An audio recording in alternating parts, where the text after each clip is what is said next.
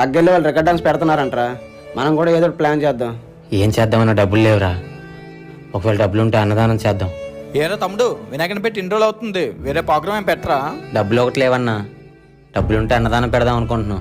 సరే అయితే నా వంతు రైస్ ప్యాకెట్లు ఇస్తా, మిగతావన్నీ మీరు సెట్ చేయండి, ఓకేనా? సరే అన్న. ఏరా అన్నదానం చేస్తున్నారంట? అంటే సాయి అది సరేలే, కిరాణా సామాన్లన్నీ నేను పెట్టుకుంటా. ఏంట్రా సాయి, నువ్వు చెప్పేది నిజమా? మంచి పని చేయడంలో తప్పేముందిరా. థ్యాంక్స్ రా. అన్నదానానికి వాటర్ ప్యాకెట్ బస్తాలు ఇస్తారా? అన్నిటికీ స్పాన్సర్లు వచ్చారా. ఇప్పుడేం చేద్దాం? మన పని మొదలు పెడదాం.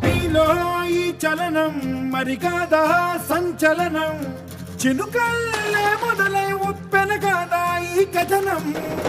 నీలో ఈ జడికి చలనేగే అలజడికి, గెలుపల్లే మొదలై చరితగా మారే నీ పయనం.